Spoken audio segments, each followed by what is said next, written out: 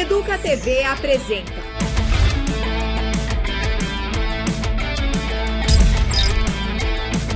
Campinas, capital da ciência, tecnologia e inovação.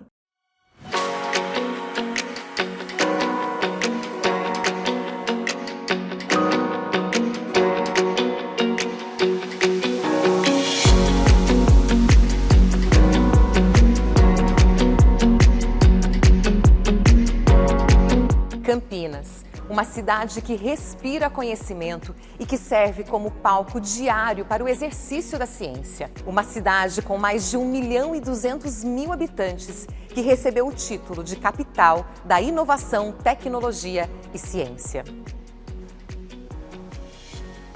Mas você sabia que tudo isso começou com um simples cafezinho? Neste programa especial de aniversário da Educa TV, nossa equipe embarcou na trilha da inovação, partindo de um símbolo bem brasileiro, o café. Uma bebida que não apenas traz traços profundos de nossa história, mas aponta também para os caminhos do futuro, com a tecnologia inovando e transformando cada etapa de sua produção. Há mais de 50 anos, o dia de Dona Ilma começa sempre do mesmo jeito, com um bom café. A receita é a mesma que ela aprendeu na infância, lá na roça. A bebida é preparada com água quente e açúcar já na panela e finalizada com o coador de pano. Desde cedo, o café virou rotina. Aos 8 anos, Dona Ilma já preparava a bebida todos os dias para a mãe e os 6 irmãos. Eu aprendi a fazer café bem cedo, né? Com quantos anos? Eu tinha uns 8 anos e meio. Eu aprendi a fazer café. Com a mãe? Com a mãe. Porque enquanto ela ia lá tirar leite, eu ia fazer o café. Aí ela ficava aqui pro lado de fora coando, né? No baldinho, e eu já estava fazendo o café. Então a senhora já fazia uma família com 8 anos? Com 8 anos. Porque só na minha casa quem não tomava café só era meu pai. Meu pai não tomava café. Não. Agora nós, o resto, nós somos em 7, nós éramos em 8, mas morreu um, nós ficamos em 7, né? Então a gente, porque a minha irmã mais velha já não morava com a gente, ela já saiu para trabalhar cedo na casa de família. E aí eu ficava, que eu era mais dos homens, a mais velha era eu, das mulheres, né? No século XIX, o café foi responsável pela ascensão do Brasil à economia mundial. Em Campinas, com um solo fértil e favorável ao plantio, a cultura do café ganhou destaque e se tornou o centro da vida econômica da cidade. Mas como essa história de inovação começou? No século XIX, as primeiras mudas de café chegaram ao Brasil e em Campinas elas prosperaram, levando as pesquisas de tecnologia e inovação para o melhoramento genético das plantas. O café também se tornou sinônimo de ciência, transformando o destino da cidade. Para melhorar a qualidade das mudas, as pesquisas na agricultura elevaram Campinas a um cenário mundial, despertando interesses de diferentes nações, incluindo a monarquia inglesa. 7 de novembro de 1968. Foi nesse dia que a Rainha Elizabeth II conheceu a Fazenda Santa Elisa, um laboratório ao ar livre do Instituto Agronômico de Campinas.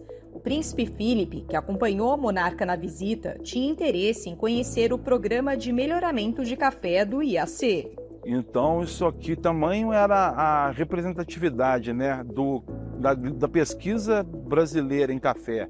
E a importância do café para o mundo, que na única vez que a Rainha Elizabeth veio ao Brasil, que foi em 68, ela veio a Campinas e vindo a Campinas veio aqui no IAC, no Centro de Café, foi recebida pelo Dr. Alcides, pelo governador de estado e tudo mais, para mostrar as nossas pesquisas em café.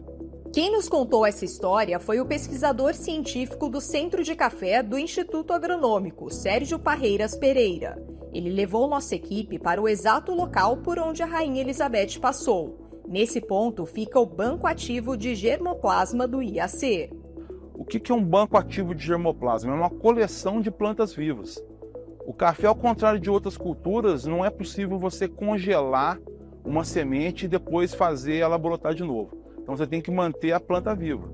Então essa aqui é uma coleção de genética. Então nós temos aqui cultivares, espécies, híbridos, mutantes, materiais de interesse genético que a gente mantém eles aqui e são utilizados no nosso programa de pesquisa em melhoramento genético para poder tentar trabalhar e chegar então aos cultivares que depois vão chegar aos agricultores e que depois vão chegar até os consumidores finais.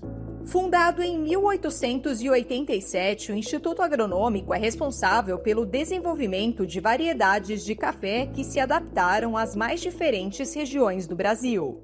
E nós desenvolvemos os principais cultivares de café do Brasil. Então, grande parte dos cultivares de café que ainda hoje estão produzindo aí no nosso parque cafeeiro são oriundos aqui do Centro de Café do Instituto Agronômico de Campinas. Então a história do café no Brasil, a história de Campinas e a história do café, ela se mistura toda aqui. Em 2013, uma avaliação mostrou que 90% dos pés de cafés cultivados no Brasil eram frutos das pesquisas e desenvolvimentos realizados pelo IAC. E o resto das outras instituições. Essas outras instituições, elas são muito mais novas que nós estamos com 137 anos. Então, por exemplo, as instituições de Minas, do Paraná, do Espírito Santo, elas mais ou menos têm 50 anos. Então, os agrônomos de lá, quando foram começar a parte de pesquisa de cultivares, eles vieram aqui e pegaram um pedacinho do nosso banco de germoplasma e levaram para lá e também aprenderam a fazer as técnicas de melhoramento genético para desenvolver no estado. Então aqui com certeza é o epicentro do melhoramento genético de café do Brasil e do mundo.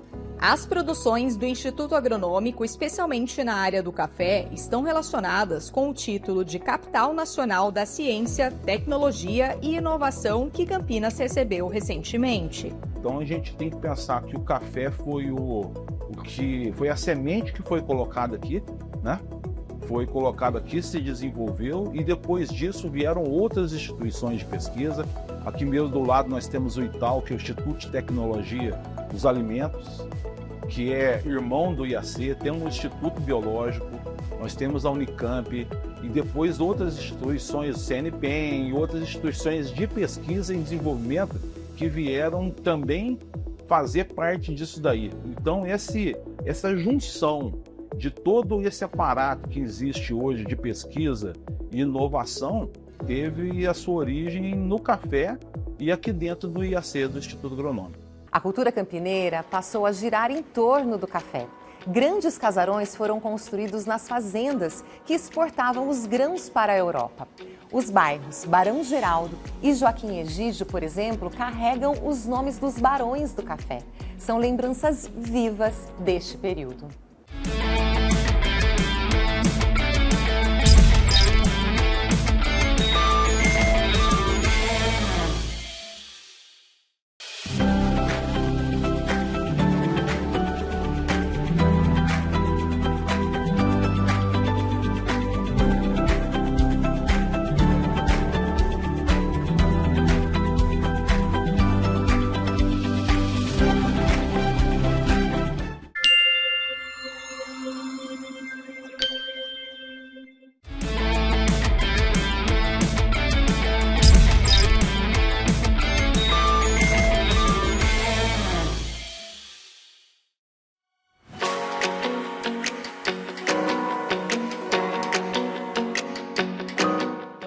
Sabe como o café reforça os laços de amizade e mantém a tradição. Quem nunca recebeu os amigos para um cafezinho?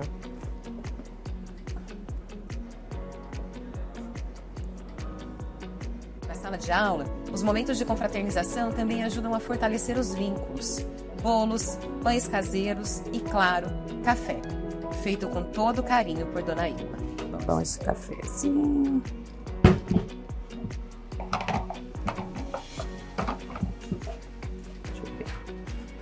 Agora experimentar para ver se tá bom, né? Tá. Quem quer? Gente, cada vez que eu faço café, eu lembro da minha mãe. Lembro, mas só que eu não tenho mais, né? Já faz tempinho que ela se foi. Porque da vez a gente levantava de manhã cedo, quando ela fazia. Depois eu comecei a fazer, aí eu tenho lembrança dela fazendo um café. Só que não é assim, né? No caneco, né? Ela era lá.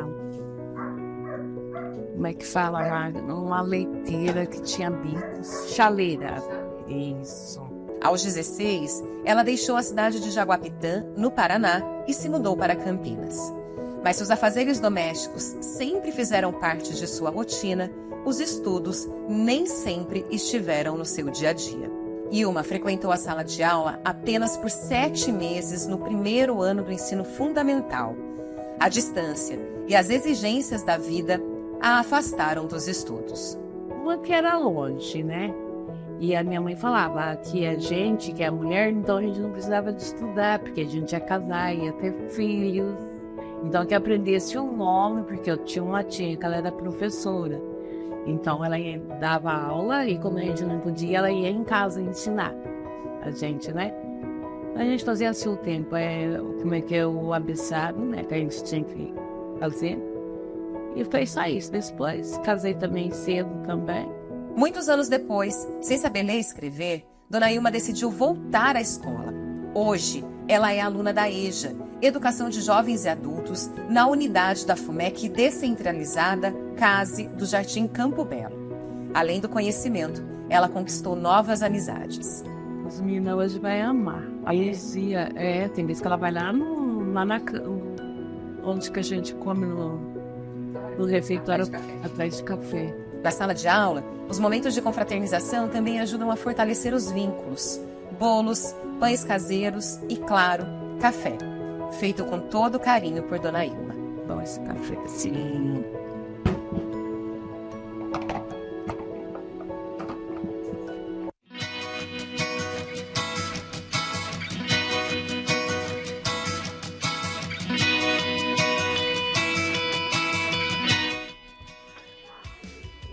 Boa tarde, gente. Tudo bem? Oi, professora. Boa tarde. Tudo bem, graças a Deus. Que a vontade. Eu vou ter café todo especial para vocês. Um café para todos. Para todos vocês. Bom. Tá uma delícia. Eu amei. O café tá muito gostoso e o pão tá maravilhoso, bem macio. Tá de parabéns. Para a professora Luciane, momentos como este vão além da sala de aula. Eles reforçam os vínculos entre os alunos. Representa os laços de afinidade, de amizade, de acolhimento, de carinho, de reciprocidade, né? É nesses momentos que ela se abre, que ela compartilha os seus saberes, né? Quantos saberes eles têm, quantas coisas eu aprendo com esses alunos. E a gente pode fazer essas trocas, né? Quantas coisas eu não sei e eles trazem. Maravilhoso, é bom demais. Cafezinho, de vez em quando é um bolinho, aí vai. Entre uma xícara e outra, Dona Ilma mostra que nunca é tarde para reaprender e ensinar.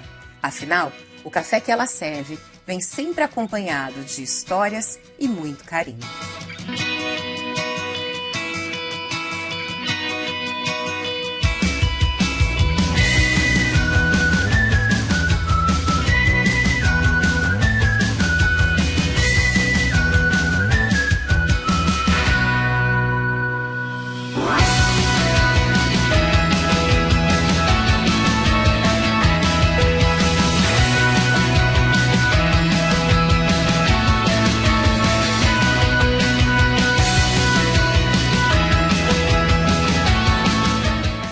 O café está entrelaçado com a identidade do brasileiro. Mais que um simples hábito, é uma tradição cultural que se renova de geração em geração.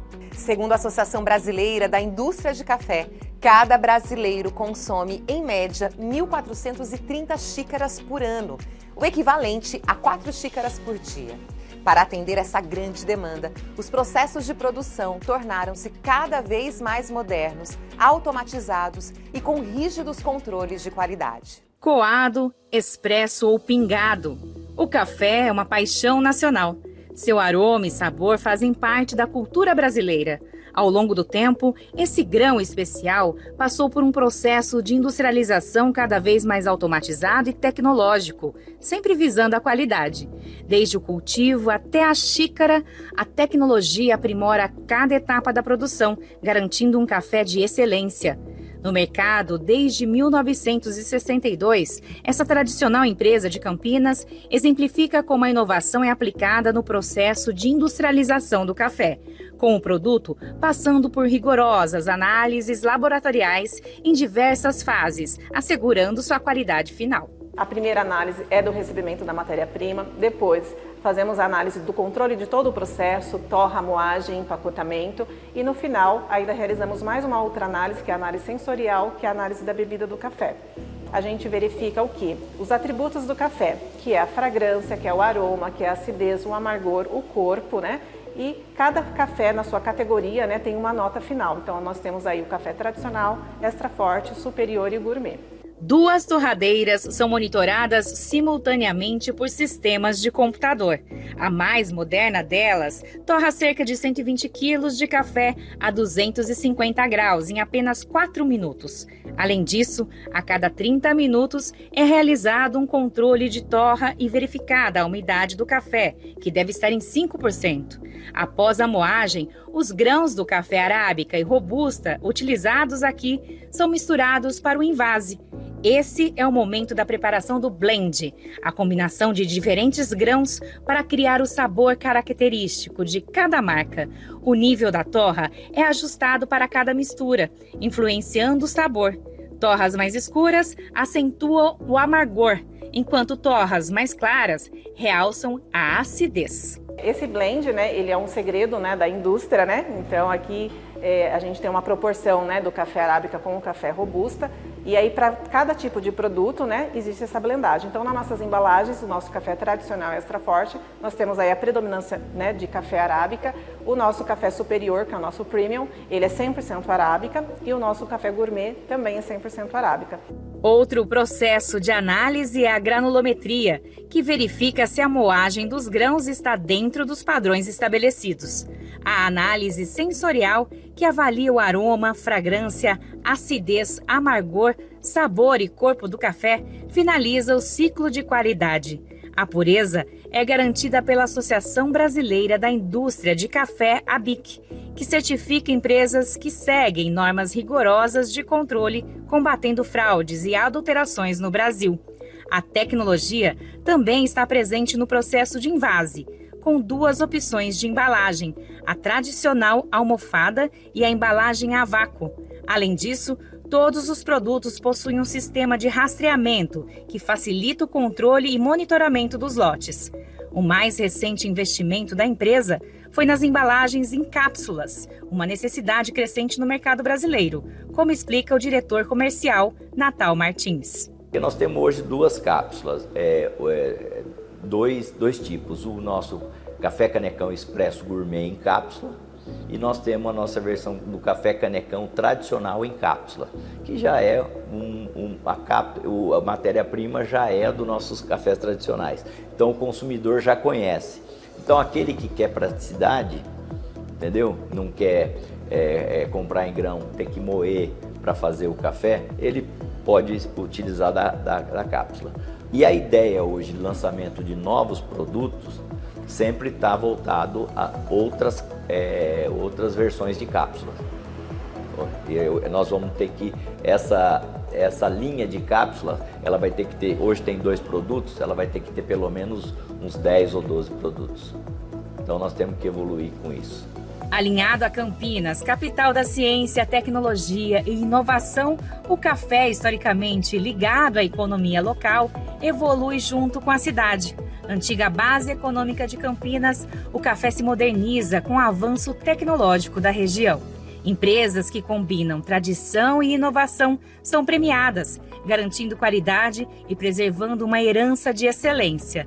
Assim como Campinas, o café une tradição e inovação em sua trajetória. Nós investimos sempre muito em tecnologia, sempre muito em marketing. E isso ajudou muito a gente a conquistar o respeito do consumidor da nossa principal região, que é a região metropolitana de Campinas. Os nossos produtos são feitos com alta tecnologia para preservar os aromas, os sabores naturais do produto, tanto na torra como na moagem, como no empacotamento, no transporte. E isso tudo traz uma satisfação muito grande de ser respeitado pelo consumidor, pelos nossos produtos e ser respeitado pelos nossos clientes, que são varejistas, pela nossa seriedade em tratar as nossas relações comerciais.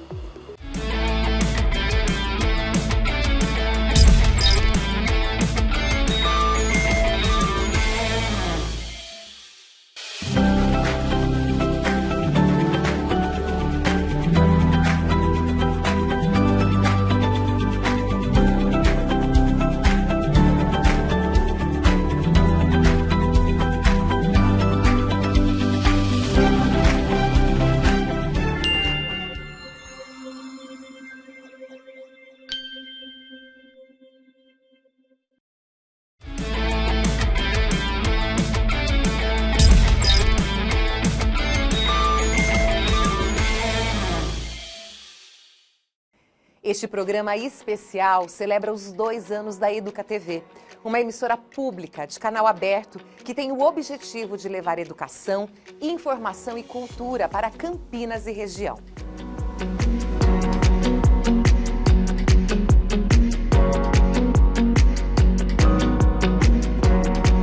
CNPEM, um dos institutos que faz parte do Polo Tecnológico de Campinas, promove ciência, desenvolvimento, treinamento e extensão, além de formar uma nova geração de cientistas que serão capazes de transformar o futuro. Essa luz síncrotron, que é o que a gente chama, o termo é esse, síncrotron, é uma luz que é utilizada por diversas pesquisas, diversos grupos, vem do Brasil todo, muitos da América Latina, e tem gente começando a vir do mundo inteiro para usar essa luz produzida pelos aceleradores que estão lá dentro. E com essa luz dá para estudar muitos aspectos de diversos tipos de materiais. Aí você pode pensar em vírus, bactérias como materiais, tem gente que faz muita coisa na área até de paleontologia, arqueologia, herança cultural de uma forma geral, porque é uma ferramenta muito sofisticada que produz essa radiação e que é de uso público, de uso nacional. São equipes de pesquisa de universidades, majoritariamente, do Brasil inteiro, que vêm aqui utilizar para aprender alguma coisa sobre algum material específico. Tem um vidro novo, uma cerâmica, um material biológico, uma prótese nova, por exemplo. Então, tem diversos tipos de materiais que podem ser estudados com essa luz especial produzida pelos cílios. A gente tem uma pegada muito grande de interação com a agricultura, com as agrociências. Então, tem muita gente que vem aqui, pessoal de lugares muito importantes em termos de agricultura, como a Exalc de Piracicaba, o pessoal da Universidade Federal de Viçosa também, da Embrapa. Eles vêm usar os cílios para estudar diversos aspectos de agronomia. Sobre a agricultura, em geral, nós temos um esforço muito grande, é um esforço consciente aqui do cílios, do CNPEM, de uma forma geral, para a gente trazer mais tecnologia para a produção agrícola também. Eu diria que a maior parte da pesquisa que é feita aqui são pesquisas básicas que vão habilitar o prosseguimento e vai chegar em pesquisa, coisas muito aplicadas. Muito embora nós tenhamos exemplos. Por exemplo, aqui, os primeiros estudos que saíram foram exatamente acerca do SARS-CoV e no pico da Covid. Então, foi uma força-tarefa que foi feita para tentar disponibilizar essa ferramenta maravilhosa, para tentar achar aonde no vírus poderia ter um alvo para um eventual medicamento. Então, isso é uma coisa que acontece realmente. Então, é um exemplo bem prático isso. Então, existem exemplos assim, mas toda essa cadeia, desde o básico, até chegar em alguma coisa que realmente vai impactar o nosso dia a dia, tudo acontece aqui dentro. A gente pode explorar um leque muito amplo de aplicações aqui. Aplicações que vão impactar diretamente, talvez num alimento. Realmente, a indústria alimentícia tem muitos produtos que eles gostariam de otimizar. Que o pessoal colocou um pão para assar na frente do feixe 5. Então, o pessoal deixou o pão crescendo E eles sabe aquela tomografia que a gente faz de dente? Eles fizeram uma tomografia do pão crescendo, fermentando e em seguida assando. Isso parece meio trivial, né? Mas se a gente pensar, o pão é o alimento mais produzido no planeta. Qualquer coisa que você consiga melhorar na produção em grande escala do pão tem um impacto muito grande. Então, nós temos milhares de grupos de usuários, que a gente chama, nossos usuários de síncrotron, que vêm aqui, e cada um com um problema muito específico, uma pergunta muito objetiva a ser respondida. É aquele pedacinho que eventualmente vai dar margem a uma descoberta, a um produto novo, a alguma coisa que vai impactar diretamente na nossa vida. Campinas tem se firmado como referência mundial em inovação. No Instituto Eldorado, essa vocação tecnológica ganha força. Acompanhe como esse centro desenvolve soluções que impactam o mundo. Essa é uma câmara semianecoica de radiofrequência. Ela fica no Instituto Eldorado, em Campinas. Pelo nome, fica um pouco difícil entender do que se trata, né? Mas o Matheus Pierre, diretor de soluções de software e inovação do Eldorado, desvendou o enigma. Nós estamos num laboratório aqui que é chamado de um laboratório de testes de compatibilidade eletromagnética, que serve basicamente para entender como que um dispositivo interfere no meio ambiente na questão de ondas eletromagnéticas e o quão suscetível ele é de interferência externa para a sua atuação. Por exemplo, todo mundo vai lembrar aqui de naqueles tempos no passado, quando você ligava o liquidificador, causava um chiado na televisão. É o liquidificador interferindo em outro dispositivo.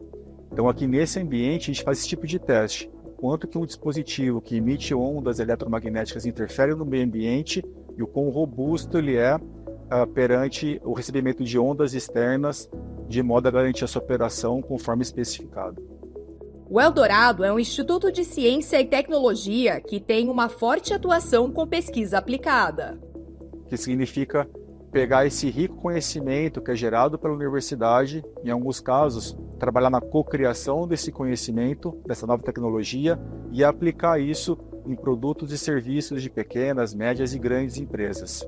Hoje nós somos milhares de colaboradores divididos nas 4 regiões do país, atuando basicamente em soluções de software, hardware, microeletrônica, capacitação profissional, testes de laboratório, certificação de produtos e consultoria em inovação.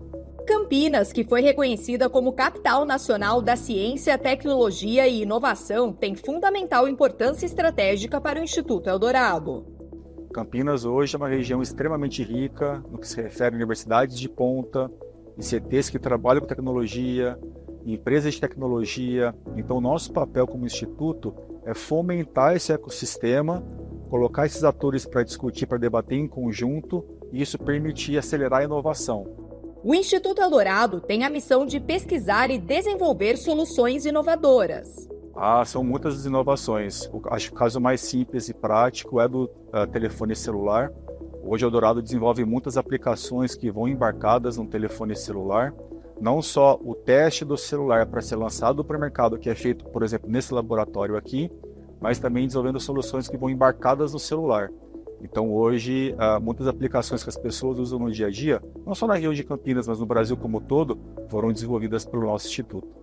A sustentabilidade ambiental é essencial para o Eldorado. Não basta só desenvolver inovação sem pensar mais no meio ambiente. Como que eu desenvolvo soluções que têm impacto positivo no meio ambiente, seja nos meus processos internos de desenvolvimento, ou seja no destino final da solução que eu desenvolvo. Então, por exemplo, como que eu torno o agro mais produtivo, com menos consumo de água, menos consumo de energia, e isso no final beneficia o país como um todo. Então, a inovação responsável, a nova habilidade hoje, não é mais um tema que ele é opcional, ele é mandatório quando a gente trata de inovação. Outra preocupação do Instituto é com o uso da inteligência artificial de forma ética. Ela veio com tudo e veio para ficar. Recentemente tivemos o grande boom da IA generativa.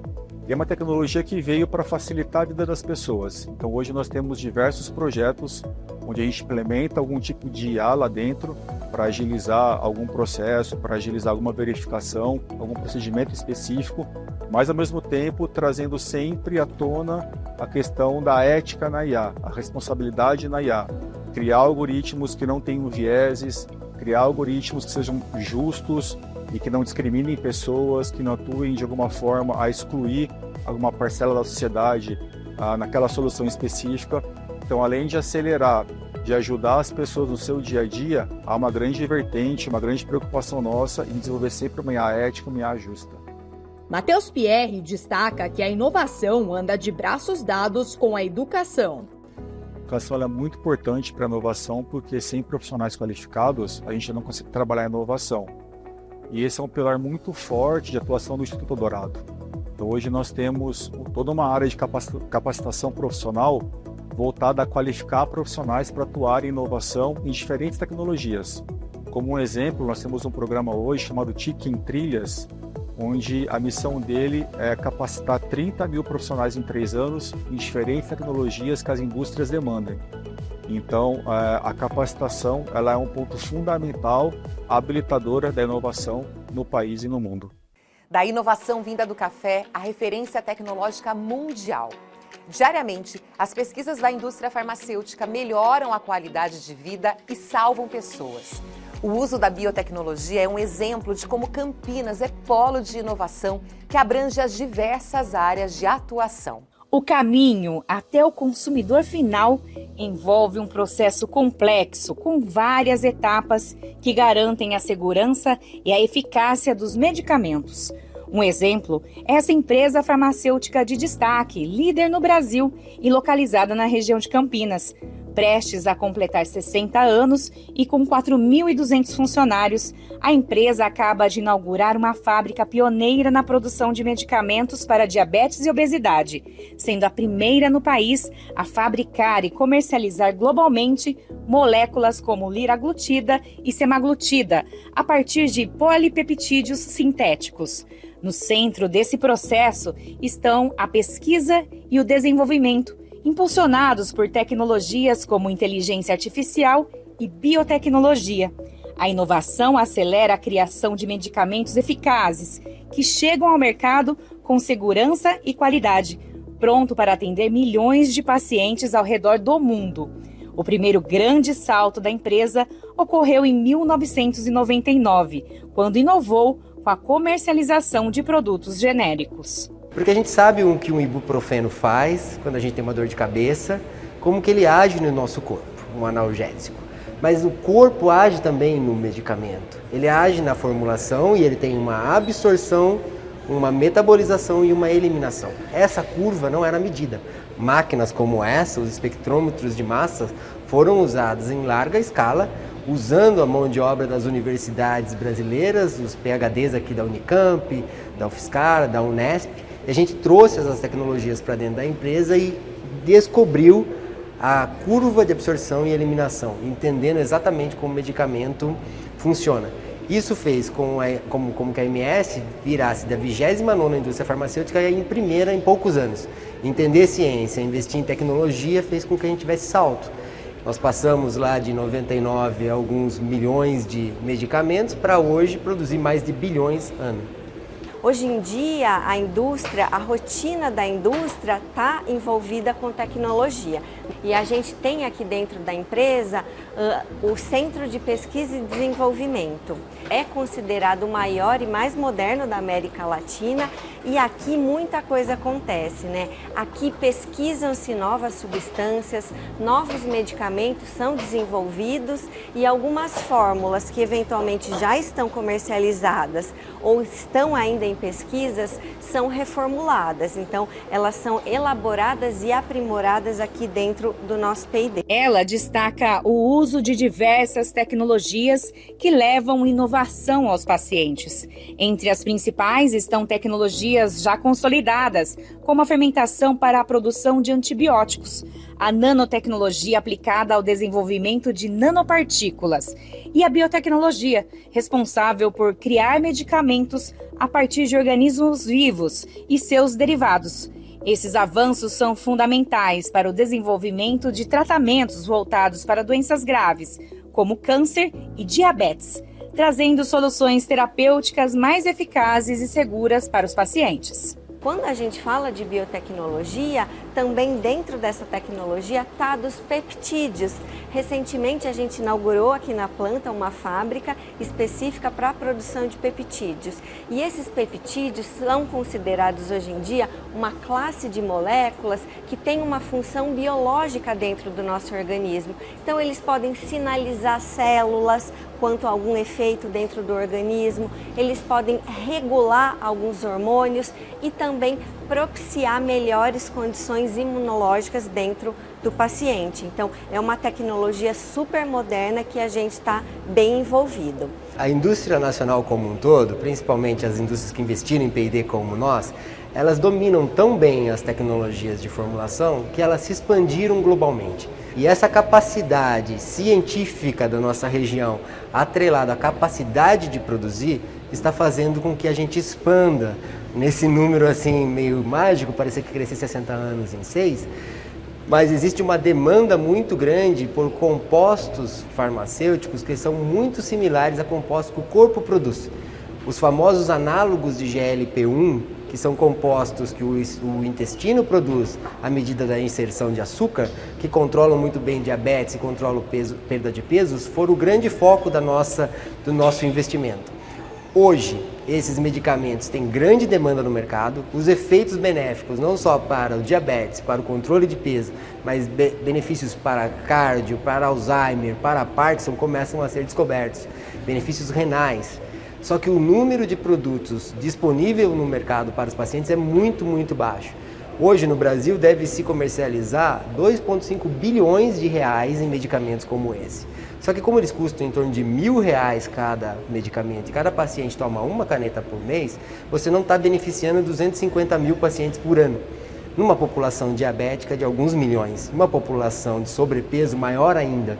Então a gente, com a nossa capacidade produtiva e as tecnologias, estamos implementando tecnologias de segunda e terceira geração para não só entregar esses medicamentos que são comprovadamente benéficos para os pacientes, mas no volume e na quantidade para dar acesso.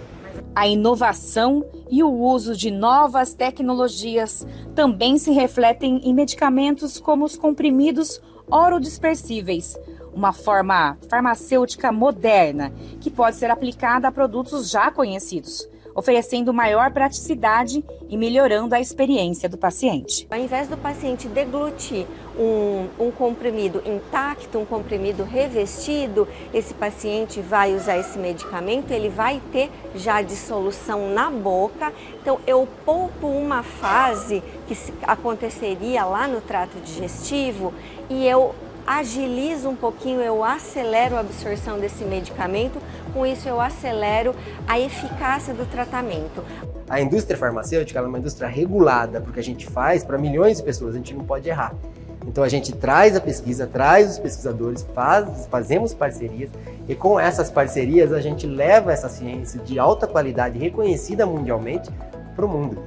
A nossa região, com essa capacidade produtiva não só de ciência ou de tecnologia farmacêutica, mas de máquina. Nós temos indústrias aqui perto que nos provê. A gente tem uma qualidade de água muito alta que a indústria precisa.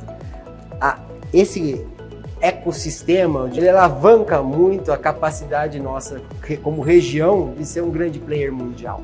Nós temos total confiança de que o melhor está por vir, né? E a gente acredita muito na inovação. A gente fala o tempo todo que nós estamos vivendo hoje o nosso terceiro marco de inovação na história da empresa. O primeiro deles foi quando o nosso fundador, o Emiliano, quando ele começou a manipular produtos no laboratório, é o primeiro marco de inovação da empresa. O segundo marco de inovação da empresa é quando foi aprovada a lei do genérico. E o terceiro é o que a gente está vivendo agora, que é o quê? Nós acabamos de lançar o primeiro medicamento para TDAH em gotas do mundo, e nós vamos lançar muito em breve, assim que nós tivermos o registro da Anvisa, 2 medicamentos, né, com peptídeos, que é o futuro da medicina. Então, quando a gente vê o momento que nós estamos e de que forma que nós estamos nos preparando e de que forma que a gente quer estar presente para cuidar da saúde das pessoas, a gente se sente pronto e com a expectativa positiva de que realmente o melhor está por vir e de que a nossa principal missão, que é cuidar da saúde das pessoas, a gente está colocando em prática.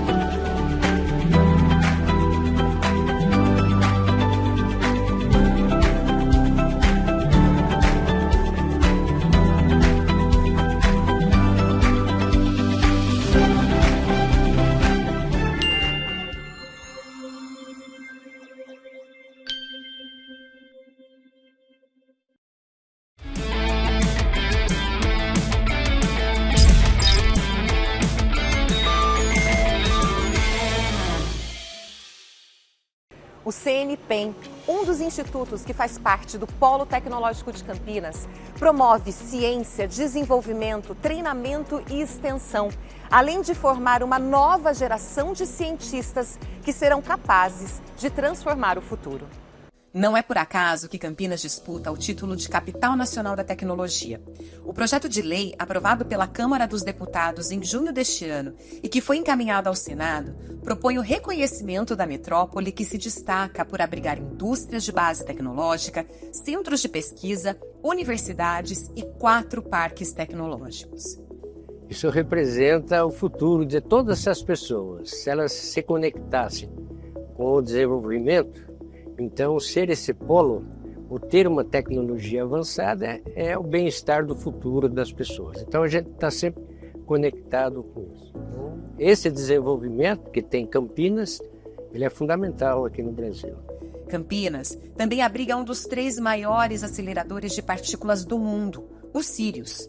Esse é o mais complexo equipamento científico do Brasil e está sob a responsabilidade do CNPEM, o Centro Nacional de Pesquisa em Energia e Materiais. Esse centro de pesquisa, ele tem quatro diferentes missões, que elas estão ligadas, né? Uma primeira é servir toda a comunidade de cientistas e empresas desse país que queiram usar esses laboratórios. O segundo é a pesquisa interna que é realizada aqui. Aqui tem muitos pesquisadores que realizam suas pesquisas. Terceiro é a inovação tecnológica. Aí são contratos com empresas para transformar em produto aquilo que a gente usa no dia a dia. E não menos importante, é na área da divulgação e educação. E aí eu me incluo como diretor de um recente bacharelado em Ciência e Tecnologia que nós temos aqui, chamado ILUM. Atualmente, Adalberto é diretor da ILUM, uma escola de ensino superior em Ciência e Tecnologia que se dedica a formar os futuros cientistas. A ILUM é um bacharelado de Ciência e Tecnologia de 3 anos, onde os alunos, esses 3 anos, os alunos passam aqui das 8 às 18 da manhã, vivendo uma experiência em pesquisa, para se formarem.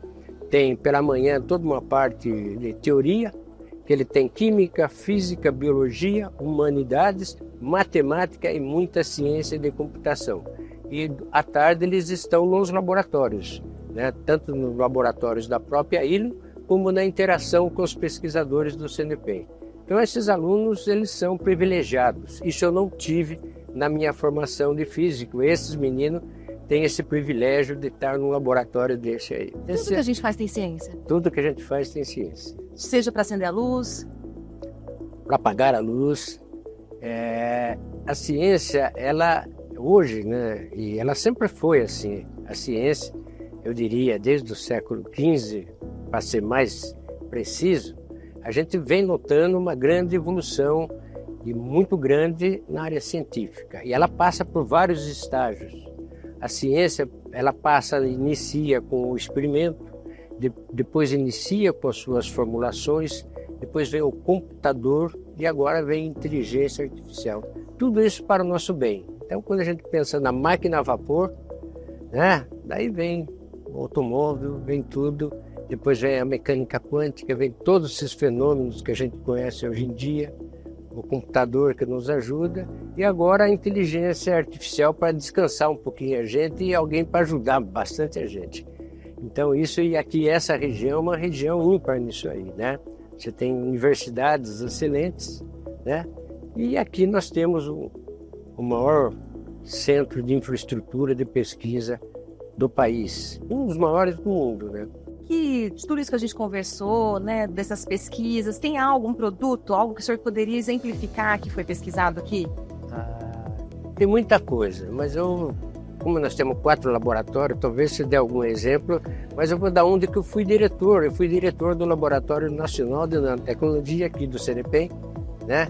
E eu posso lembrar agora, primeiro que lá tem uma parte de microscopia, que é a microscopia, a criomicroscopia, que é onde você consegue ver a estrutura dos vírus. Então, aqui vários vírus importantes, um vírus que pouca gente conhece, chamado Mayara, que é um vírus que da Amazônia, e aqui que a gente entendeu a estrutura desse vírus.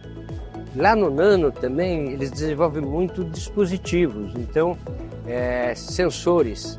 E lá eles fizeram sensores, por exemplo, para medir o estresse hídrico das plantas. Então você no seu celular você consegue saber se aquela planta precisa ou não de água, etc. Então são alguns exemplos, né? Tem vários exemplos de sensores que foram desenvolvidos lá no Nano. Aí você tem outros laboratórios, né? Na área de biologia, na área de biorrenováveis, que também tem muitas contribuições à tecnologia. Professor, eu sou campineira, né? Nasci aqui nessa cidade e eu estava vindo para cá e disse que tenho muito orgulho dos Círios, do CNPEM, da Ilon, de tudo isso que acontece aqui. E eu acho que realmente o campineiro pode se orgulhar. Ah, sem dúvida. Eu sou sorocabano, estou com um pouco de inveja, tá? Mas realmente é para se orgulhar de tudo isso. É uma coisa fantástica, né? Aqui tem a Ilon, tem outros centros de pesquisa aqui na região, né?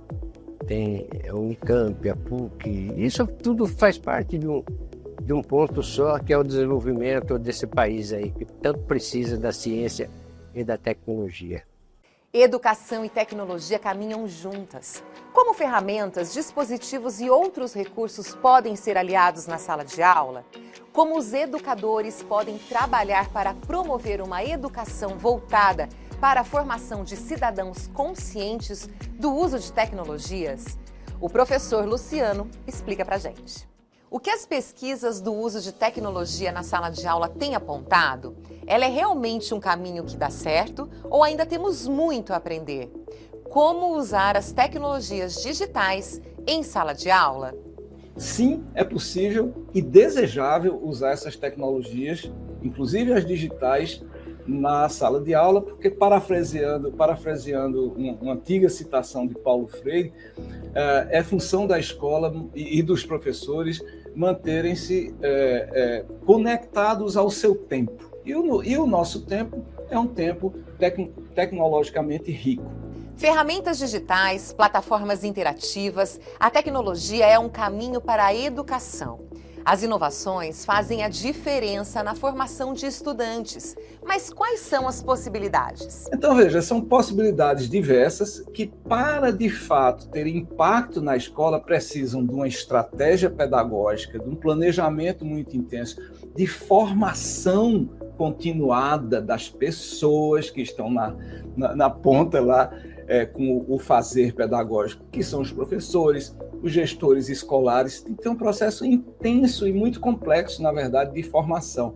O trabalho dos professores é essencial para inserir e promover o uso das tecnologias e os caminhos são diversos. Mas o professor Luciano, especialista no assunto, destaca alguns pontos que vão desde a elaboração do plano de aula, passando pela formação docente, até a consolidação de redes de aprendizagem. Qual é a motivação, qual é o propósito, quais os objetivos, o que eu pretendo como professor com aquilo? Então, se é o desenvolvimento de certas competências, usando esses dispositivos. Agora, eu tenho que saber que esse dispositivo tem um acelerômetro, tem uma filmagem, essa filmagem é possível ser feita em câmera lenta, eu posso coletar dados com esse negócio. Então, veja, se eu não conhecer o dispositivo, eu não vou ter acesso a nada dessas possibilidades. Eu mencionei que o processo de formação é muito necessário e importante. Isso deveria começar, obviamente, nas licenciaturas, que, em minha modesta opinião, deveriam ter uma reformulação completa para trazê-las à contemporaneidade, né, às demandas e aos desafios da contemporaneidade, inclusive do ponto de vista das tecnologias digitais hoje em uso. Tem uma coisa muito importante, que é a conexão, a formação de redes e comunidades de aprendizagem que fortalecem o fazer escolar, as pedagogias instaladas nas escolas. E aí você começa a formação dessas redes, que eu tenho certeza são também um objeto de atenção em cidades como Campinas e outras, onde parques tecnológicos têm uma influência muito grande no arranjo produtivo local. Sabemos que a inovação tecnológica desperta grande interesse das diferentes áreas do conhecimento e está moldando o futuro da educação. É importante ver também como ela impacta a sociedade e como pode ajudar no dia a dia. Que conselho o senhor daria tanto para cidadãos quanto para educadores? Na verdade, nós precisamos ser usuários de alguma maneira dessas tecnologias, mesmo que apenas no ambiente escolar, com os devidos contornos, neste caso, os devidos contornos pedagógicos. Então, assim, a escola é sobre propósitos. O que a gente deseja formar? Então, é um tempo, eu tenho dito, de experimentação e diálogo. As pessoas, os professores, as professoras, a gestão escolar, todo mundo interessado em educação deveria, pelo menos, experimentar, compartilhar seus experimentos, seus erros, suas tentativas com coisas como inteligência artificial generativa, para a gente ir organizando qual é a melhor pedagogia para coordenar, orquestrar o uso dessas tecnologias dentro da escola. Do Simples Café, as inovações trazidas pelos dias de hoje, Campinas confirma sua vocação em inovar. Uma cidade que honra suas tradições, mas que olha para o futuro. Com ciência, tecnologia e, claro, uma boa xícara de café.